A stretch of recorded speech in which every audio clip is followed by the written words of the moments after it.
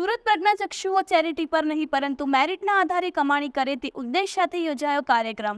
સુરતના મિની બજાર ખાતે આવેલી પટેલ સમાજની વાડીમાં પ્રજ્ઞાચક્ષુઓ માટેનો અનોખો કાર્યક્રમ યોજાયો હતો. કન્વોકેશન સેરેમનીમાં સ્ટુડન્ટ્સે લીધેલી તાલીમની પ્રસ્તુતિ કરી હતી. મોટી સંખ્યામાં પ્રજ્ઞાચક્ષુઓ હાજર રહ્યા હતા. વિદ્યાર્થીઓએ પોતે મેળવેલી તાલીમની મહત્વતાની સાથે સાથે જીવનમાં આવેલા બદલાવ અંગે વાત કરી હતી. મુખ્ય 3 મુદ્દાઓ પર તાલીમ. એસ્ટેલા ફાઉન્ડેશનના ફાઉન્ડર અંગદસિંહે કહ્યું કે અમારી સાથે 3 સંસ્થાઓ જોડાયેલી છે. અમારો ઉદ્દેશ છે કે જે દ્રષ્ટિહીન છે તેમને જોબ અપાવી શકીએ.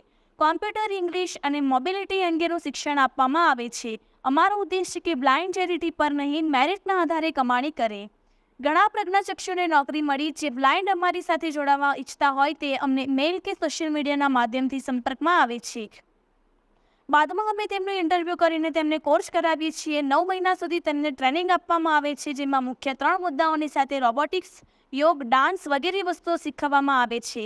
નાનક એક્સેલન્સમાંથી ઘણા વિદ્યાર્થીઓને નોકરીઓ પણ મળી ગઈ છે. ખાવા પીવા સહિતની સુવિધાઓ આપવામાં આવે છે.